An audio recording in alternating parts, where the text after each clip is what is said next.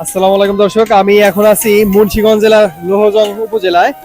এখানে দেখতে পাচ্ছেন এই যে কাকারা পিতল দিয়ে বিভিন্ন রকমের জিনিস তৈরি করে থাকে, কলস, তারপরে পাতিল এবং অন্যান্য জিনিস ওনারা তৈরি করে থাকে। চমৎকার সব জিনিস এই দেখেন ওনারা তৈরি করতেছে। এই যে এখানে পিতলের ছোট একটা পাতিল। কাকা এটা কি তৈরি করতেছে? এটা মূলত ওই যে ওনারা হাড়ি পাতিল তৈরি করতেছে। দেখেন এই যে পিতলের খুবই চমৎকার সুন্দর সুন্দর জিনিস ওনারা কিন্তু তৈরি করে থাকে। দেখেন এই যে এখানে এক ভাই কাজ করতেছেন। বড় ভাই এখানে আপনি কি তৈরি করতেছেন? এটা পরিষ্কার করতেছেন?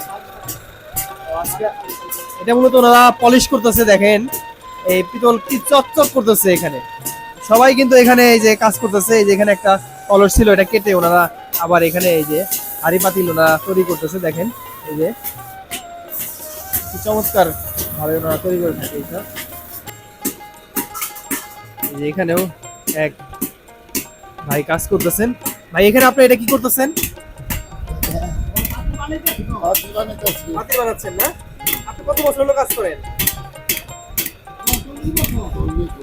40 বছর ধরে কিন্তু উনি এখানে কাজ করে পাতিল বানাচ্ছেন। উনি দেখেন পাতিলের একটা অংশ উনি হাতুড় দিয়ে কিভাবে সুন্দর করে তৈরি করতেছে।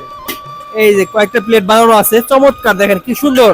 আগেকার দিনে কিন্তু এই পিতলের এইসব জিনিসই বেশি চলতো। এই যে ভাই এখানে পরিষ্কার করতেছে। আগেকার দিনে কিন্তু এই পিতলের প্লেটই বেশি চলতো। দেখেন কি চমৎকার করে উনি বানাচ্ছেন। এই যে এখানে একটা প্লেট পরিষ্কার করতেছে উনি। এটা কি হয়ে গেল না? দেখেন এটা হয়ে গেছে। এই দেখেন কি চমৎকার। এগুলা কিরকম দামে বিক্রি করেন বড় ভাই?